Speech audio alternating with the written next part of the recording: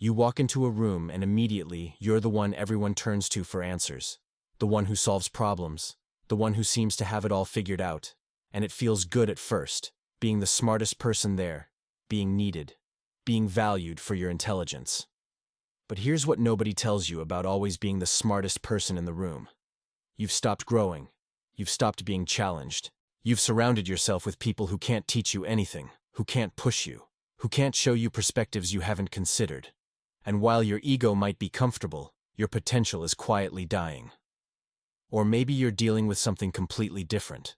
Maybe there's someone in your life who keeps ignoring you, who reads your messages and doesn't respond, who seems to look right through you in group settings, who treats your presence like it's optional, and you keep wondering what you did wrong, why you're not worthy of their attention, why you're so easy to dismiss. Here's the truth that's going to sting, but also set you free. When someone keeps ignoring you, it's not a statement about your worth, it's a statement about their priorities, and you are not one of them. And that's information, painful information, but information nonetheless. We move through life collecting these experiences, these moments where human behavior reveals something important, something psychological, something that once you understand it, changes how you see everything. And today we're going deep into 60 psychological facts about human behavior that will fundamentally shift how you understand yourself and everyone around you. These aren't surface-level observations. These are the patterns that psychologists spend years studying. The truths that explain why people do what they do, why relationships work or fail, why some patterns repeat and others finally break. So, let's start unraveling the invisible architecture of human psychology, one fact at a time. And I promise you, by the end of this journey, you'll never look at human behavior the same way again. Let's begin with something that seems trivial, but reveals volumes about emotional regulation and self-soothing patterns. If someone eats chocolate too much, if they're constantly reaching for sweets, if chocolate is their go-to comfort in any moment of stress or sadness, they're often using it as a form of emotional regulation that they never learned to do internally. Chocolate isn't just delicious, it's psychoactive. It contains compounds that affect your brain chemistry, including phenylethylamine, which triggers the release of endorphins, and dopamine, the same neurochemicals associated with falling in love and feeling pleasure. When you eat chocolate, you're literally giving yourself a chemical mood boost. And if you're doing this constantly, you're essentially self-medicating for emotional discomfort, rather than developing the capacity to sit with and process difficult feelings. This pattern often develops in childhood when emotions weren't adequately met or soothed by caregivers. So the child learns to seek external sources of comfort, and food, especially sweet food, becomes one of the most reliable and accessible sources. The problem isn't the chocolate itself, it's the underlying emotional avoidance and the fact that food can never actually resolve the emotional need it's being used to address. People who use food for emotional regulation often find themselves in a cycle of eating for comfort, feeling guilty about the eating, and then eating more to comfort themselves about the guilt. Research in eating psychology shows that emotional eating is strongly correlated with alexithymia, which is difficulty identifying and describing emotions, and with avoidant coping styles. When you can't name what you're feeling or don't have healthy ways to process emotions, you turn to something that provides immediate relief, and chocolate, with its perfect combination of sugar, fat, and mood-enhancing compounds, becomes the medicine you reach for again and again. The healing work involves learning to identify what you're actually feeling when you reach for chocolate, developing alternative coping strategies like journaling, movement, or talking to someone, and building the capacity to tolerate emotional discomfort without immediately trying to make it go away. It means sitting with sadness instead of eating it away, feeling anxiety instead of numbing it with sugar, allowing loneliness to surface instead of filling the void with food. Now let's talk about that room where you're the smartest person. If you're the smartest person in the room, you're in the wrong room. This is a psychological fact about growth and development that applies to every area of life, from your career to your friendships, to your romantic relationships, to your hobbies and interests. Intelligence and skill develop through challenge and exposure to people who know more than you do, who think differently than you do, who can teach you things you don't know. When you're always the smartest, the most skilled, the most experienced person in your environment, you stagnate. You stop learning. Your perspective becomes limited to what you already know. You start to believe that your way of thinking is the only or best way. And perhaps most dangerously, you become attached to being the smart one, to being the authority, And this attachment makes you resistant to situations where you might not be the expert, where you might be the student, where you might be wrong or confused or learning. This is why successful people, truly successful people, who continue growing throughout their lives, intentionally seek out environments where they're the least knowledgeable person, where they're surrounded by people who challenge them, intimidate them, inspire them, push them beyond their current capacity. Being uncomfortable, being humbled, being in over your head, these aren't signs of failure. They're the conditions necessary for growth. Psychological research on expertise and skill acquisition consistently shows that growth happens at the edge of your current ability, in what's called the zone of proximal development, where tasks are challenging but not impossible, where you're stretched but not broken. If everything feels easy, if you're never challenged, if you never encounter ideas or perspectives that make you question your assumptions, you're not in your growth zone, you're in your comfort zone, and comfort is the enemy of evolution. If you look around your friend group, your workplace, your communities, and you realize you're consistently the one with the most insight, the most skill, the most understanding, that's not a flex. That's a warning sign that you need to level up your environment. You need to find people who intimidate you a little, who make you work to keep up, who expose you to ways of thinking and being that expand your current understanding of what's possible. Here's the hard truth that's going to land heavy but needs to be said clearly and directly. If someone keeps ignoring you, it means you're not a priority to them, and no amount of trying harder, being more interesting, or making yourself more available is going to change that fundamental reality. This is one of the most painful psychological realities to accept, because we want to believe that if we just do enough, be enough, prove ourselves enough, people will finally see our value and give us the attention and care we deserve. But here's what psychology tells us about attention and priority. People make time for what matters to them.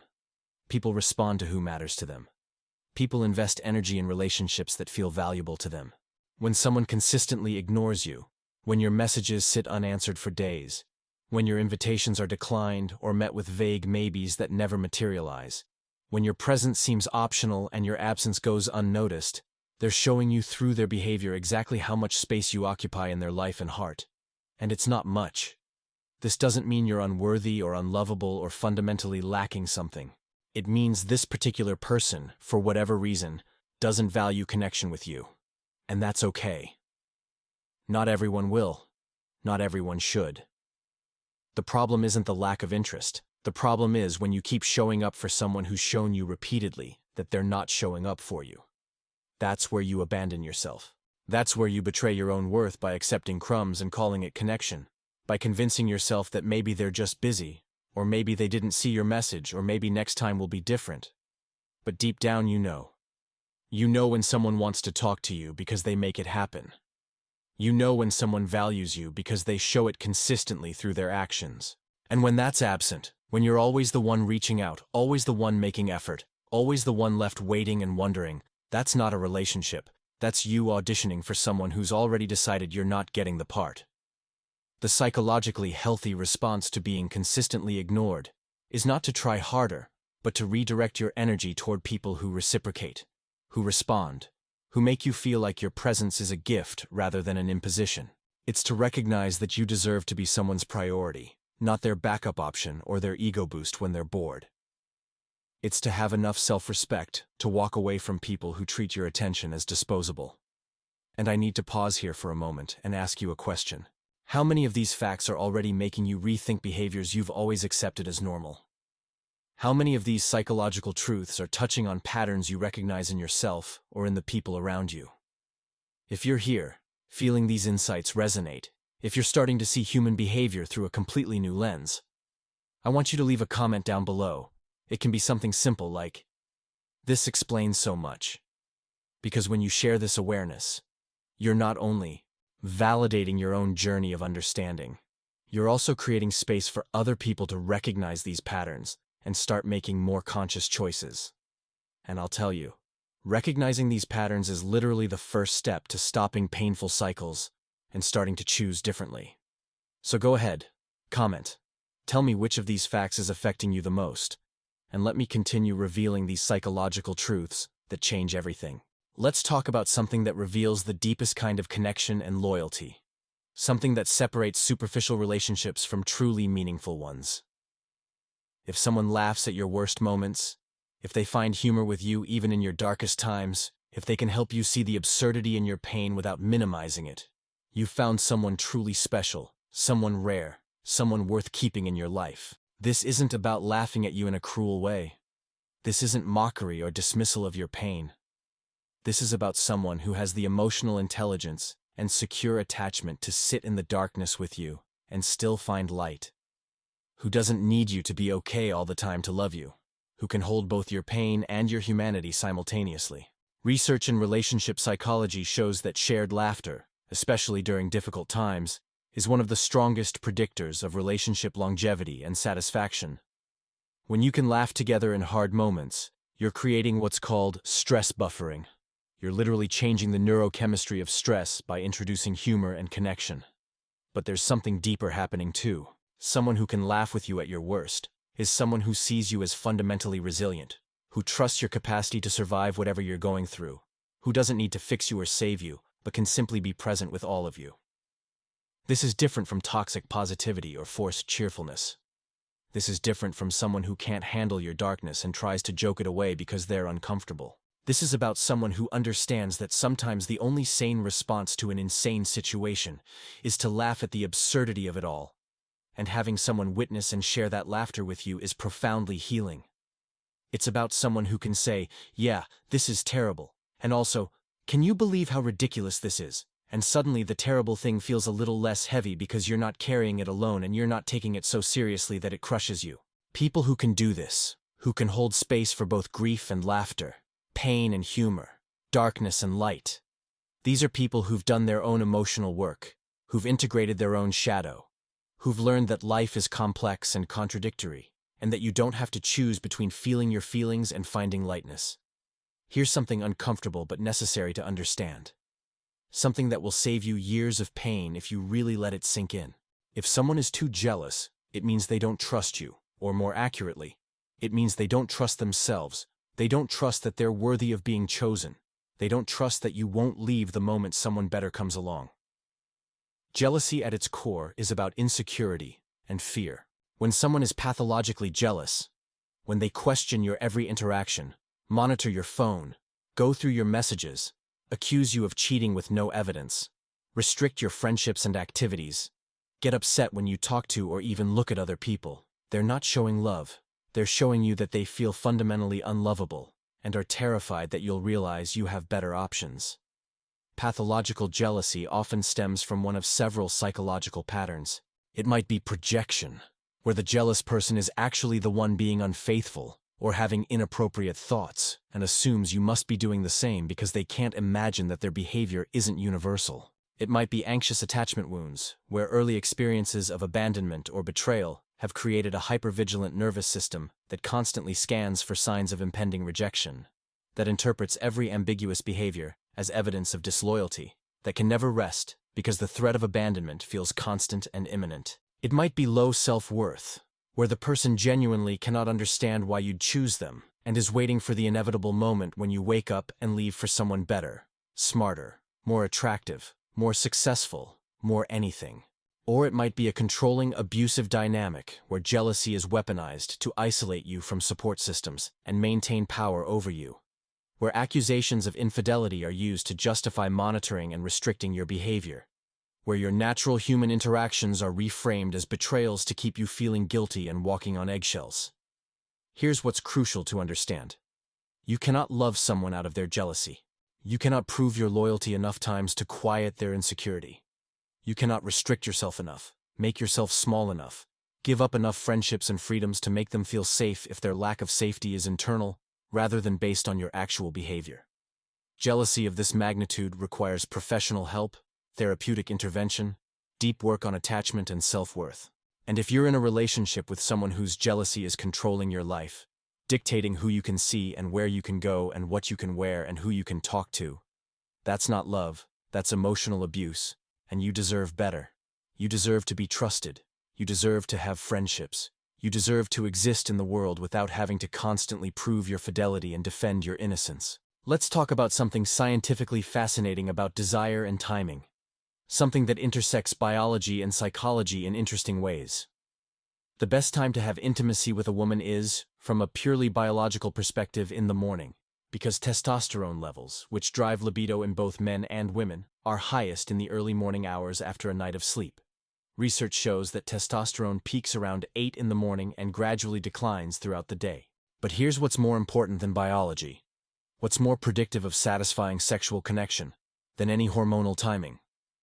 The best time for intimacy is when there's genuine emotional connection, when both people feel safe and desired, when the intimacy is wanted rather than obligatory, when it's an expression of connection rather than a performance or a duty or a way to avoid conflict or get something you want.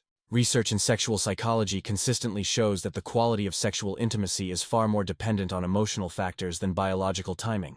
Women's desire in particular is highly responsive to context, to feeling emotionally connected to their partner, to feeling desired for who they are rather than just for their body, to experiencing pleasure without pressure or performance anxiety, to being in a relationship where their needs and boundaries are respected, where they feel safe to be vulnerable. So while morning sex might have biological advantages in terms of hormone levels, if the relationship lacks emotional intimacy, safety, playfulness, and genuine mutual desire, no amount of optimal timing is going to create satisfying sexual connection. Studies on female sexuality show that for most women, desire emerges in response to context and connection, rather than spontaneously like it often does for men. This means that the best time for intimacy is when the emotional conditions are right, when there's been quality time together, when conflicts have been resolved rather than left festering, when there's affection and appreciation and playfulness in the relationship, when the woman feels seen and valued beyond her sexual availability. The worst thing you can do is focus on timing while ignoring the relationship dynamics that actually determine whether someone wants to be intimate with you. Here's a devastating truth about how people leave emotionally before they leave physically, about how the end of love announces itself long before the relationship officially ends. If someone loses their love for you, they slowly stop doing the small things. They stop asking about your day with genuine curiosity. They stop touching you casually when they walk by. They stop laughing at your jokes or sharing theirs with you. They stop making plans that include you in the future. They stop fighting with you because fighting requires caring enough to work through conflict. And when love dies, so does the motivation to repair. They stop noticing things about you, stop remembering details, stop paying attention in the way they used to when you were new and interesting and captivating to them. The withdrawal is gradual and often subtle. And if you're not paying attention, if you're caught up in the busyness of life or in denial about what's happening, you might not notice until the person is completely emotionally gone, even though they're still physically present. This emotional withdrawal is often a defense mechanism, a way of protecting themselves from the vulnerability of admitting they want to leave, or from the guilt of hurting you. By slowly disconnecting, they're testing what life feels like without you, or they're creating distance that makes the eventual leaving feel less jarring, or they're hoping you'll end it so they don't have to be the bad guy. Sometimes they're not even consciously aware they're doing it. They just know that something has shifted, that the feeling is gone, that when they look at you they don't feel what they used to feel, and they start pulling back instinctively, protecting themselves from the discomfort of pretending to feel something they don't. If you notice this pattern in your relationship, if you feel like your partner is slowly fading out of the connection, like you're living with a ghost who's physically present but emotionally absent, the worst thing you can do is ignore it, or pretend it's not happening, or convince yourself it's just a phase. The compassionate and brave thing to do is to name it directly, to create space for honest conversation about what's happening, to ask whether they still want to be in the relationship, and to trust them to tell you the truth even if that truth hurts. Sometimes relationships can be saved if both people are willing to do the hard work of reconnecting, of addressing the issues that created the distance, of rebuilding intimacy and trust and affection. But sometimes the love is genuinely gone, and the kindest thing is to acknowledge that and let each other go, rather than prolonging the slow death of the relationship, rather than staying in a zombie partnership where you're together, but not really together, where you're roommates or co-parents but not lovers, where you're going through the motions but the music has stopped. If someone brags constantly, if every conversation somehow becomes about their achievements or possessions or status, if they need to tell you about their salary or their car or their connections or their accomplishments, they're not confident. They're deeply insecure and using external validation to prop up an internal sense of inadequacy. Truly confident people don't need to constantly prove their worth, because they already know it. They don't need your acknowledgement or admiration to feel good about themselves, because their self-worth comes from within rather than from external sources. Bragging is compensation, a desperate attempt to convince others, and by extension themselves, that they're valuable, that they matter, that they're worthy of attention and respect. This often stems from childhood experiences where love and attention were conditional on achievement, where the person learned that they're only worthy when they're winning, accomplishing, being the best, outperforming everyone else.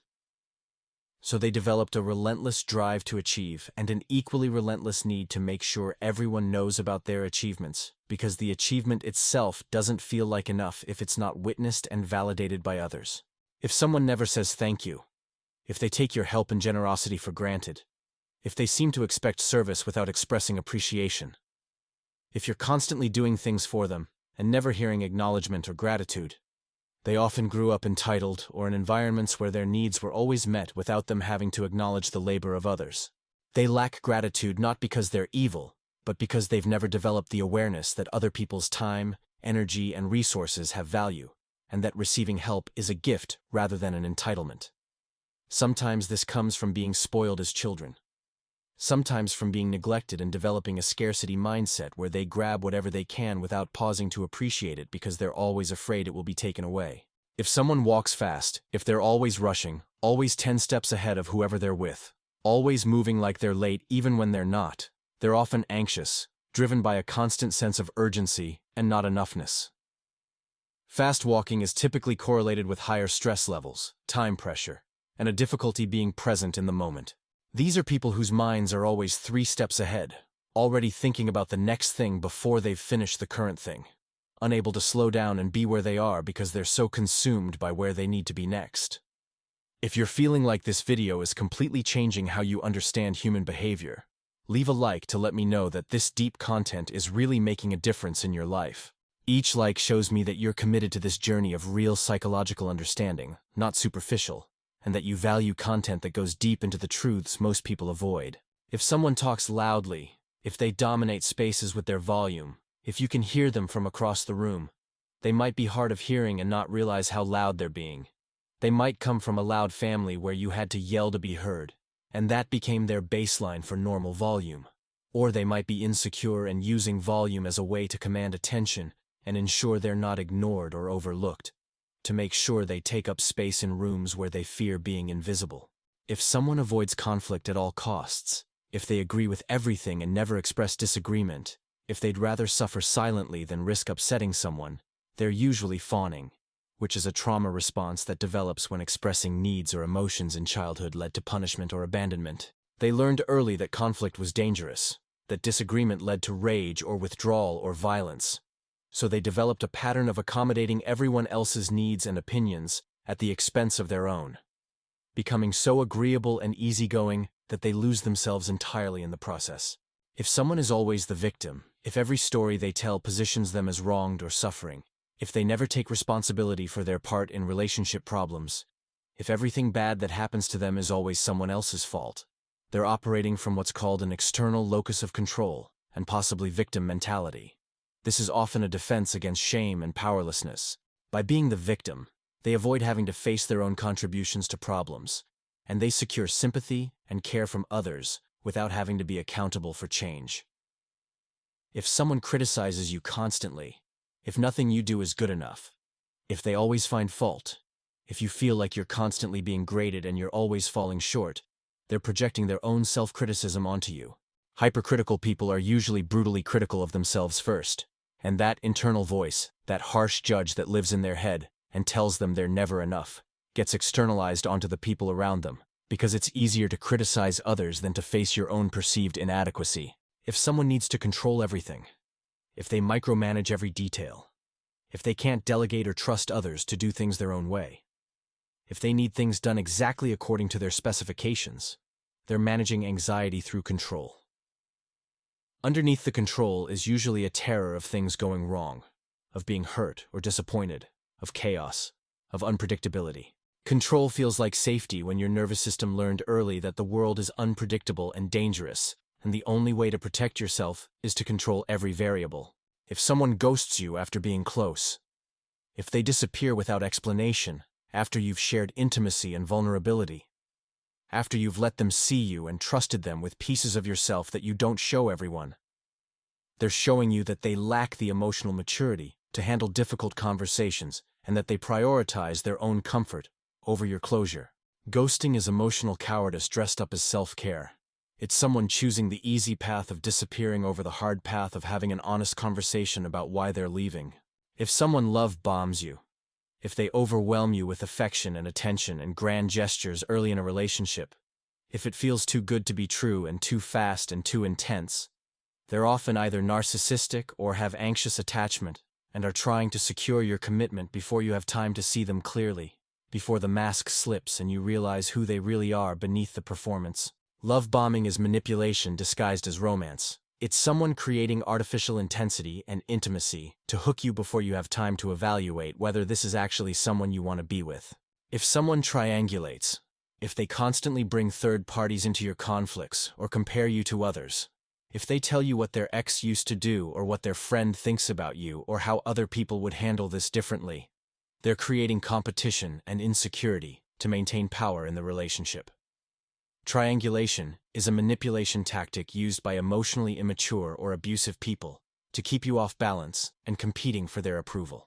If someone breadcrumbs you, if they give just enough attention to keep you interested but never enough to build a real relationship, if they text you occasionally but never make concrete plans, if they keep you hanging on with vague promises and minimal effort, they're keeping you as an option while they explore other possibilities, or they're getting an ego boost from your interest without having to invest anything real.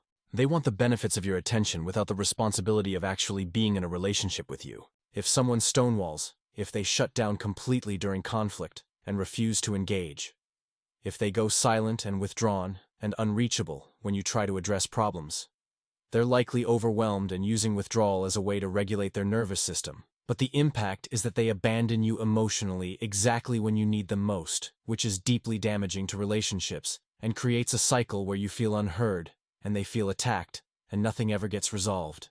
If someone future fakes, if they make elaborate plans for a future together but never follow through on anything, if they talk about trips you'll take, and houses you'll buy, and lives you'll build, but none of it ever materializes into actual action, they're either fantasizing without real intention, or they're manipulating you by creating the illusion of commitment to keep you invested in the relationship without having to actually commit. If someone gaslights you, if they deny your reality and make you question your own perceptions and memory, if they tell you things didn't happen the way you know they happened, if they make you feel crazy for having reasonable reactions to their unreasonable behavior, they're engaging in psychological abuse designed to destabilize your sense of reality so they can maintain control. Gaslighting is never accidental. It's always about power. It's always about making you doubt yourself so thoroughly that you stop trusting your own judgment and become dependent on them to tell you what's real. If someone needs constant attention, if they can't tolerate you focusing on anything or anyone else, if they create drama or get upset when you're not centered on them, if your entire life has to revolve around their needs and wants, they have narcissistic traits or abandonment wounds so severe that your independent existence feels like rejection to them. They need you to be an extension of them rather than a separate person with your own life. If someone keeps secrets, if they're evasive about aspects of their life, if you realize you know very little about them despite spending significant time together, if there are whole areas of their life that are off limits to you, they're compartmentalizing, which usually means they're hiding something. Whether that's another relationship, a part of themselves they're ashamed of, a double life, or simply a refusal to be truly known because being known feels too vulnerable. If someone rushes intimacy, if they push for emotional or physical closeness faster than the relationship has developed trust to support, if they're talking about love and commitment within weeks, if they want to move in together or meet each other's families before you've even had time to see them in different contexts and moods, they're either love-addicted and confusing intensity with intimacy, or they're trying to lock you in before you see their red flags clearly, before the honeymoon phase ends and reality sets in. If someone isolates you, if they slowly cut you off from friends and family, if they make you feel guilty for time spent with others, if they need you all to themselves and create problems whenever you maintain relationships outside of them, They're abusive and using isolation as a control tactic to make you dependent on them for all your emotional and social needs, which makes it much harder for you to leave when things get worse. If someone won't introduce you to their people, if months go by and you've never met their friends or family, if you're kept separate from their real life, if they have excuses for why the timing is never right, you're either their secret because they're not actually available, their backup option that they don't want to make public in case something better comes along, or they're not serious about you and don't want to integrate you into their actual life, because that would require commitment they're not willing to give. If someone keeps changing their story, if details shift every time they tell it, if the timeline doesn't make sense or contradicts itself, if you find yourself confused trying to piece together what actually happened, they're either lying and struggling to keep their lies consistent, have a terrible memory that makes them unreliable sources of information, or their relationship with truth is flexible and situational, which means you can't trust them to give you accurate information about anything important. If someone blames you for their emotions, if your behavior is always the reason they're angry or sad or anxious, if they make you responsible for managing their feelings, if they say things like, "You make me so angry," or "You're making me feel bad," they lack emotional regulation skills and are parentifying you, making you responsible for their internal state when actually each person is responsible for their own emotions and how they choose to respond to situations. If someone withholds affection as punishment, if they go cold when they're upset and withdraw love until you do what they want, if warmth and kindness are conditional on your compliance, they're engaging in emotional manipulation and conditioning you to associate their love with obedience rather than with genuine connection. This creates relationships where you're always walking on eggshells trying to keep them happy so they don't withdraw from you. If someone compares you to exes constantly, if you're always being measured against past partners, if you hear about how their ex used to do this or wouldn't have done that, they're either not over the ex and you're competing with a ghost, or they're creating insecurity to keep you trying to prove yourself worthy, to keep you in a constant state of comparison where you never feel quite good enough. If someone plays victim after hurting you, if they make your pain about their guilt or shame, if you end up comforting them when they should be apologizing to you, if somehow you're the one soothing them after they've wronged you, they're deflecting accountability and manipulating you into caretaking their emotions when you're the one who was wronged and deserves care and apology. If someone shares your private information, if things you told them in confidence become gossip, or are used against you in arguments, or are shared with people who have no right to know your business, they don't respect your boundaries or your privacy, and they can't be trusted with your vulnerability. Once someone has shown you they'll weaponize your secrets, or turn your private moments into public entertainment, you know they're not safe to be vulnerable with. If someone makes you feel crazy, if you're constantly doubting yourself in the relationship, if what you know to be true keeps getting denied or twisted, if your reality is constantly being questioned, and you're starting to wonder if maybe you are overreacting or too sensitive or making things up, you're being psychologically manipulated and you need to trust yourself and get out before you lose your grip on reality entirely. If someone moves too fast, if they're talking about moving in or marriage or babies within weeks or months when you barely know each other, if the intensity feels overwhelming and rushed, they're either love-addicted and confusing intensity with depth, trying to lock you down before you see them clearly, or they're rushing to create entanglement that will make it harder for you to leave when problems emerge, and you realize this person isn't who you thought they were. If someone has a long list of crazy exes, if every person they've dated is described as psycho, or abusive, or unstable, or dramatic, if you hear story after story about how terrible their past partners were, they're either the common denominator and the actual problem, or they're smearing people who held them accountable for their behavior, and eventually you'll be the crazy ex they tell the next person about. If someone doesn't respect your no, if they push past boundaries you've clearly stated, if they keep asking until you give in, if no maybe becomes eventually yes just to make them stop asking, they don't respect your autonomy, and they see your boundaries as obstacles to overcome rather than as legitimate expressions of your needs and limits. This is how assault and coercion work. This gradual erosion of boundaries until you're so worn down, you just give in. If someone love bombs, then devalues. If they go from worshiping you and putting you on a pedestal to criticizing everything about you and making you feel worthless.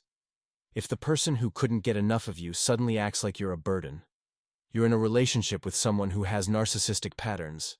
and you're experiencing the idealization and devaluation cycle that characterizes narcissistic abuse. If someone refuses to apologize, if they never take accountability, if it's always someone else's fault, if they justify and defend and deflect but never just say, "I'm sorry I hurt you," they lack the humility and self-awareness necessary for healthy relationships.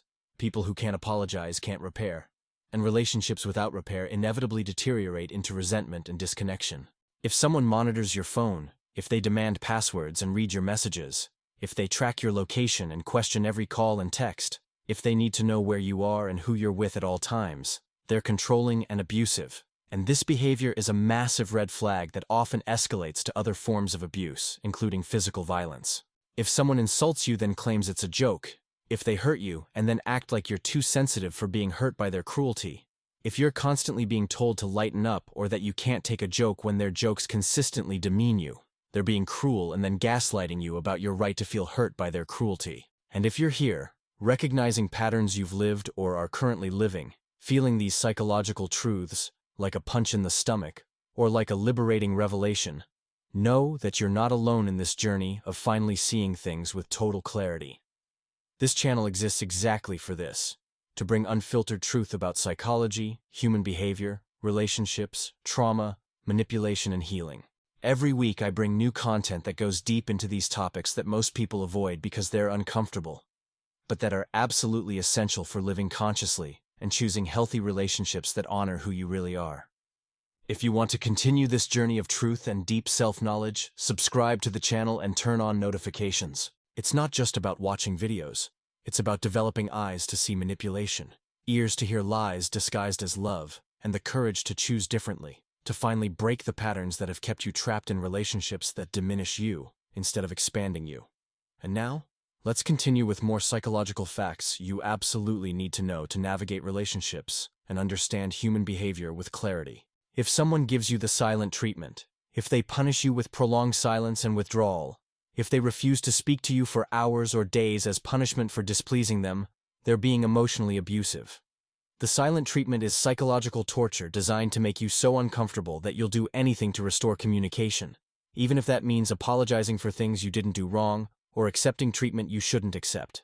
If someone makes everything about them, if your pain becomes their drama, if your achievements become their opportunity to talk about their own accomplishments, if you can never finish a story without them interrupting with their own, they lack empathy and the capacity to hold space for anyone else's experience because they're so consumed by their own needs and their own narrative. If someone can't be happy for you, if your success makes them withdrawn or subtly critical, if they find ways to minimize your accomplishments or point out potential problems instead of celebrating with you, they're insecure and competitive, and they see your wins as threats to their own worth, rather than as things to celebrate with you, because they're operating from a scarcity mindset, where your gain feels like their loss.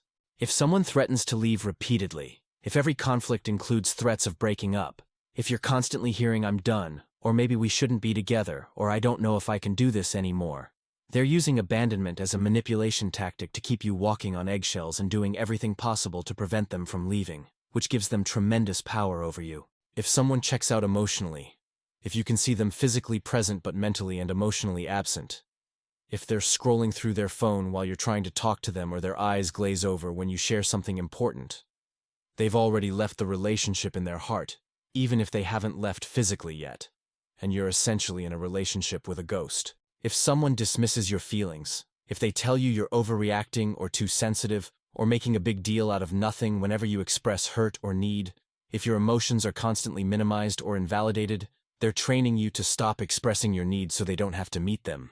They're conditioning you to make yourself smaller and smaller until you barely exist. If someone never follows through, if promises are constantly broken, if plans are always canceled at the last minute, if their words and actions never align, if you can't count on them to do what they say they'll do, they're showing you that you can't rely on them and that their word means nothing, which means the relationship has no foundation of trust or integrity.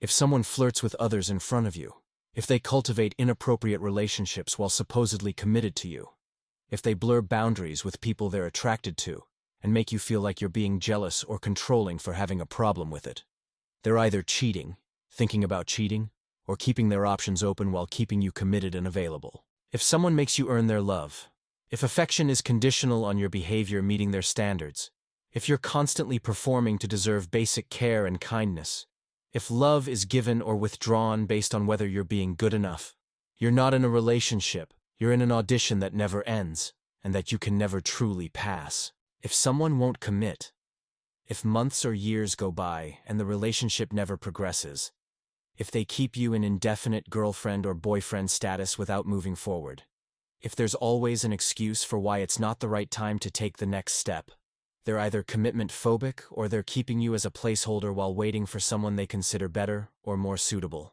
If someone lies about small things, if you catch them in stupid, unnecessary lies about things that don't even matter, if you notice inconsistencies in their stories about mundane topics, they'll lie about big things too.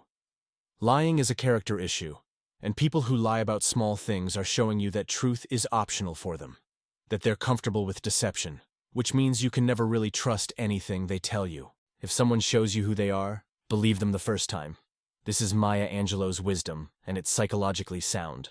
People show you their character through their behavior, and if you ignore red flags hoping they'll change, if you make excuses for behavior that makes you uncomfortable, if you convince yourself that this time will be different or that they didn't really mean it, you're setting yourself up for pain because people rarely change without significant motivation and intervention. If someone makes you feel small, if being around them diminishes your light rather than amplifying it, if you find yourself shrinking and quieting and playing smaller when they're around, if you can't fully be yourself in their presence, they're not your person. The right people make you feel more yourself, not less. The right relationships expand you rather than contract you. If someone triggers your attachment wounds constantly, if the relationship is an endless cycle of anxiety and pain, if you're always in fight or flight around them, if you never feel settled or secure, that's not love. That's re-traumatization. And staying will only deepen your wounds and make it harder to heal because you're reinforcing the very patterns that hurt you in the first place. If someone can't self-soothe, if they need you to manage their emotions constantly, if every bad mood becomes your emergency to fix, if you're responsible for keeping them calm and happy and stable, they're emotionally immature, and they're using you as a parent rather than relating to you as a partner, which creates exhausting codependent dynamics. If someone takes more than they give, if the relationship feels like constant withdrawal with no deposit, if you're always exhausted and depleted after being with them, if you give and give and give and receive very little in return, you're being drained, and you need to protect your energy by creating distance or leaving entirely before you're completely empty. If someone doesn't respect your time, if they're always late without apology, if they cancel plans repeatedly, if they make you wait for hours, if your schedule is constantly being disrupted by their lack of consideration, they're showing you that they don't value you or your time and that you're not a priority in their life. If someone makes you doubt your worth, if the relationship has you questioning whether you're good enough, attractive enough, interesting enough, lovable enough, if you're constantly feeling like you need to prove yourself or improve yourself to be worthy of their love, you're with the wrong person. The right person makes you feel more confident in who you are, not less. If someone won't go to therapy, if they refuse to work on their issues, if they acknowledge they have problems but won't take any steps to address them, if they expect you to accept their dysfunction without them making any effort to heal or grow, they're choosing their wounds over growth, and you can't save someone who won't save themselves. If someone makes you their everything, if they have no life outside of you, if you're their only source of happiness and meaning and identity, if they have no hobbies or friends or interests that don't include you, that's not romantic. That's codependent, and it will suffocate both of you eventually, because no one person can meet all of another person's needs. If someone uses your past against you, if mistakes you've apologized for and worked to change keep being weaponized in arguments, if you're never allowed to grow beyond who you used to be, if your history is constantly being thrown in your face, they're keeping you trapped in shame and guilt as a control mechanism to maintain power over you. If someone needs you to fix them, if they present themselves as broken and position you as their savior, if your role in the relationship is to rescue them from their problems, if they make you feel responsible for their healing and happiness, you're being set up for failure because no one can fix another person, and the relationship will eventually collapse under the weight of these impossible expectations. If someone punishes you for their insecurities, if you have to pay the price for what other people did to them, if you're being held accountable for their past partner's betrayals, if you're not allowed to have normal friendships or activities because of their unhealed wounds, they're making their trauma your prison, and that's not fair or sustainable. Here's the ultimate psychological truth that ties all 60 of these facts together into one coherent understanding of human behavior and relationships. Behavior is communication. People show you how they feel about you through their actions far more accurately than through their words. When someone's behavior consistently hurts you, dismisses you, disrespects you, or makes you feel less than, that's not love, no matter what they say. Love is not just a feeling, it's a behavior. It's showing up consistently. It's following through on commitments. It's respecting boundaries even when it's inconvenient. It's taking accountability when you've caused harm. It's choosing you consistently, not just when it's easy or when they need something from you. And if you've been reading this list, recognizing pattern after pattern in your current relationship, you already know what you need to do. You've known for a while. You're just scared to do it, because leaving is hard, and being alone is scary, and starting over feels impossible, and what if you're wrong? And what if you never find anyone else?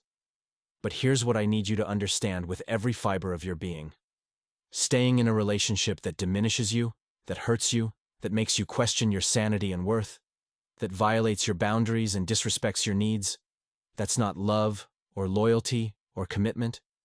That's self-abandonment. That's you choosing someone else over yourself again and again, until you don't even recognize who you've become. And you deserve so much better than that. You deserve someone who sees your worth and treats you accordingly. You deserve relationships that feel safe, reciprocal, respectful, and genuinely loving. You deserve to be chosen and cherished and respected. And you won't find that by staying with someone who's shown you repeatedly through their behavior that they're not capable of giving it to you.